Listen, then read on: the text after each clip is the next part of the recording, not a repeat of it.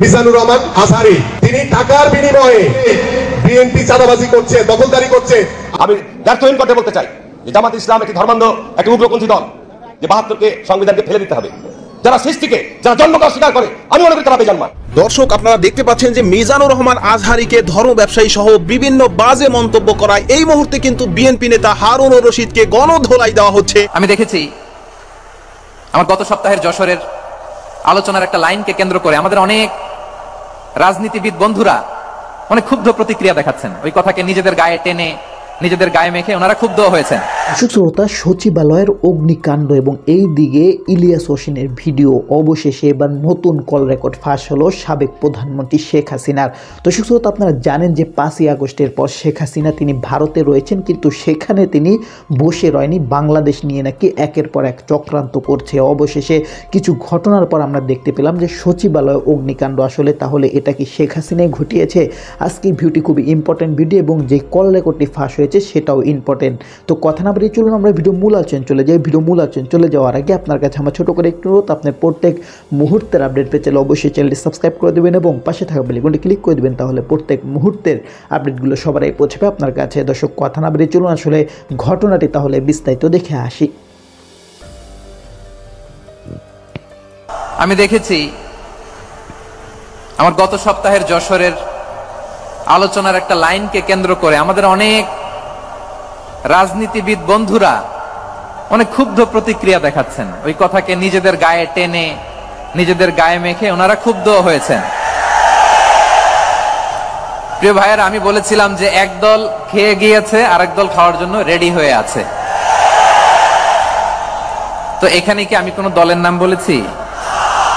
বাংলাদেশে 48টা প্রায় নিবন্ধিত রাজনৈতিক দল, কোন দলের নাম আমি বলিনি। কথাটাকে আমি জেনারেল রেখেছি। দায়ীদের বৈশিষ্ট্যই এটা, দায়ীরা জেনারেলি কথা বলে, যার যেই মেসেজ নেয়ার তারা সেখান থেকে নিয়ে নেয়।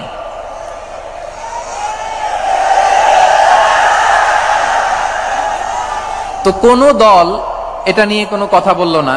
আপনারা এটাকে নিজের গায়ে যে মাখালেন, এটা ঠিক হয়নি।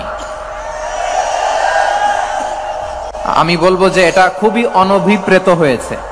কোন দলকে টার্গেট করে বা কোন দলের পক্ষে আমরা কখনো কথা বলি না। আমরা কোরআনের পক্ষে কথা বলি, ইসলামের পক্ষে কথা বলি, ঠিক কিনা বলেন?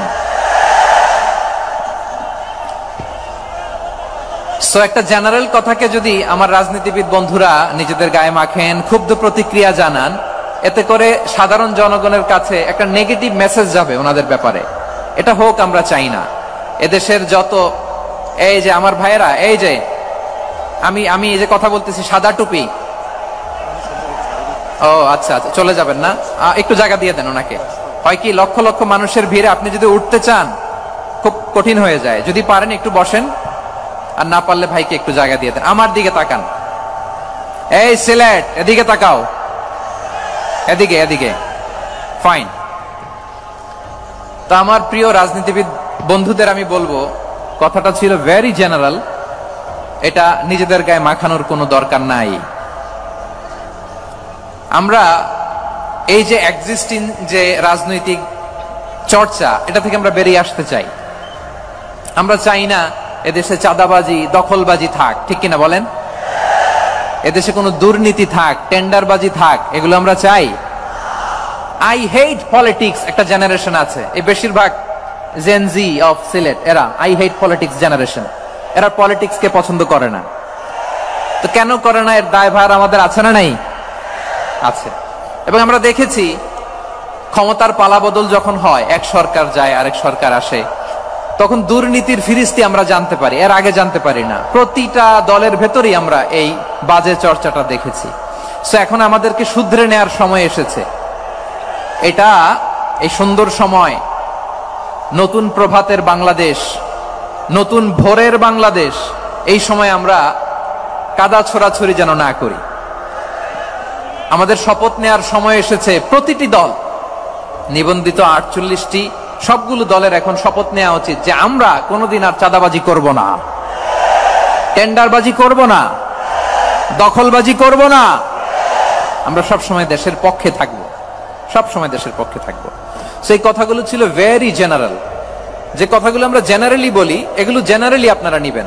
আমার রাজনীতিবিদ বন্ধুদের কাছে এটাই আমার কামনা। আর এই জাতীয় বার্তা যখন আমরা দেই, তখন যদি আপনি বলেন যে পারলে রাজনীতিতে আসেন, পারলে দল করে দেখান, এটা হইল? আমি কি এরকম কোনো কথা বলেছি? না। আমি একজন মুফাসসিরে কোরআন, আমি একজন আলেম, এর বাইরেও আমার সবচেয়ে বড় পরিচয় আম আ সিটিজেন অফ বাংলাদেশ। আমি বাংলাদেশের একজন সাধারণ নাগরিক। আমার দেশের যে কোনো সমস্যা, যে কোনো ইনকনসিস্টেন্সি, অসঙ্গতি নিয়ে মত প্রকাশের স্বাধীনতা আমার আছে না নাই? আপনারাই তো বাক স্বাধীনতার কথা বলেন, ফ্রিডম অফ স্পিচের কথা বলেন, বাক স্বাধীনতার কথা বলেন। আপনারাই যদি আবার কোন মন্তব্যের কারণে বলেন যে রাজনীতির মাঠে আসেন, দল করেন, দেখি কতটুকু পারেন। দেখলাম ভিডিও দেখে যদি আপনার কোনো মন্তব্য থাকে তাহলে অবশ্যই কমেন্ট বক্সে আপনার মূল্যবান মন্তব্য জানিয়ে দিবেন। দর্শক, এখন আমরা পরবর্তী একটি ভিডিও দেখবো, যেটা দ্বারা আমরা আরো কিছু তথ্য আমরা জানতে পারবো। দর্শক, চলুন আমরা সেই ভিডিওটি বিস্তারিত দেখে আসি। মিজানুর রহমান আজহারী, তিনি টাকার বিনিময়ে তার বিভিন্ন অঞ্চলে গিয়ে তিনি ওয়াজ করেন, ভালো কথা, কিন্তু টাকার বিনিময়ে আপনি একটি দলকে হেয় প্রতিপন্ন করবেন, একটি দলের পক্ষে আপনি সাফাই গাবেন, এইটা তো বাংলাদেশের মানুষ আপনার কাছ থেকে আশা করে নাই। আরেকদিন পত্রিকায় দেখলাম ইসলামিক দলের একজন নেতা, তারা ইসলামী ব্যাংকে নাকি দখল করে নাই বলছে। ইসলামী ব্যাংক তো দখল করা ইতিমধ্যে হয়ে গেছে। আপনারা দখলের নামে আবার কোনো কিছু হলেই বিএনপি চাঁদাবাজি করছে, দখলদারি করছে। আরে ভাই, আপনি এসব প্রমাণ করে দেখান যে বিএনপি কোথাও চাঁদাবাজি বা দখলদারি করছে। এটা আপনাদের বানানো একটি খেলা, আমরা এটা বুঝি। আমি দৃঢ়ভাবে বলতে চাই, বিএনপির ভারপ্রাপ্ত চেয়ারম্যান জনাব তারেক রহমানের নেতৃত্বে বাংলাদেশে কোন বিএনপির কোন নেতা কোন চাঁদাবাজি, দখলদারি, লুটতরাজ করার কোন সুযোগ নাই। যদি করে, আমি আমিনুল না, বাংলাদেশের বহু মানুষ আছে এই রকম যারা এই ধরনের কার্যক্রমের সাথে জড়িত থাকবে। বাংলাদেশের জনগণের যে প্রত্যাশা, যে চাওয়া, আমরা সেটা মাথা পেতে নিব। তাই আসুন, এই মিথ্যাচার এবং ইসলামিক দল তারা কি বলেছিল 5ই আগস্টের পরে আওয়ামী লীগকে নাকি তারা মাফ করে দিছে। আরে ভাই, গত 17 বছর ধরে আপনাদের উপরে কম জুলুম নির্যাতন করে নাই, বাংলাদেশের মানুষের উপরে কম জুলুম নির্যাতন হয় নাই। বাংলাদেশ জাতীয়তাবাদী দলের সকল নেতৃবৃন্দের উপরে যেভাবে জুলুম নির্যাতন হয়েছে, আমরা রিমান্ড কেটেছি, আমরা জেল কেটেছি, আমরা বুঝি কি কষ্টে ছিলাম আমরা। আপনারা বুঝবেন না। আজকে কথায় কথায় বিএনপির নামে চাঁদাবাজি, লুটতরাজের কথা বলছেন, এটা বানানো, এটা ফেক। আপনারা কোথাও প্রমাণ করতে পারবেন না। এবং আমরা কিছু কিছু জায়গায়, আপনারা ইতিমধ্যে অবগত আছেন, আমাদের বাংলাদেশে এখন কিন্তু আওয়ামী লীগ আর নাই, সবাই বিএনপি হয়ে গেছে। বিএনপি হয়ে গেছে না সবাই? কেউ বলে যে ভাই আমি আওয়ামী লীগ করি? বলে না, সবাই বিএনপি হয়ে গেছে। ওই নব্য বিএনপি কিছু কিছু জায়গায় চাঁদাবাজি করছে, লুটতরাজ করছে। দোষ দিচ্ছে কাদের? বিএনপির উপরে। আরে ভাই, বিএনপির জন্মটা দেখেন না কিভাবে হয়েছে। শহীদ রাষ্ট্রপতি জিয়াউর রহমান, তিনি মাত্র 4 বছর স্বল্প সময় বাংলাদেশের দায়িত্ব ভার গ্রহণ করেছিলেন। সেই স্বল্প সময়ের ভিতরে বেশি বাংলাদেশে কেউ প্রধানমন্ত্রী হতে পারবেন না। কে বলেছেন? বিএনপির ভারপ্রাপ্ত চেয়ারম্যান জনাব তারেক রহমান। তিনি কি বলেন? তো দর্শক, আপনার সম্পূর্ণ ভিডিও দেখলেন। আর সম্পূর্ণ ভিডিও দেখে যদি আপনার কোনো মন্তব্য থাকে তাহলে অবশ্যই কমেন্ট বক্সে আপনার মূল্যবান মন্তব্য জানিয়ে দিবেন। দর্শক, কথা বলতে বলতে আমরা ভিডিও শেষ পে চলে এসেছি। ভিডিও কপিটি শেষ করার আগে আপনার কাছে আবার অনুরোধ করছি, আপনি প্রত্যেক মুহূর্তের আপডেট পেতে চাইলে অবশ্যই চ্যানেলটি সাবস্ক্রাইব করে দেবেন এবং পাশে থাকা বেল আইকনটি ক্লিক করে দেবেন। তাহলে প্রত্যেক মুহূর্তের আপডেটগুলো সবার আগে পৌঁছবে আপনার কাছে। দর্শক, বিশেষ করে সবাই ভালো থাকবেন, সুস্থ থাকবেন। আল্লাহ হাফেজ।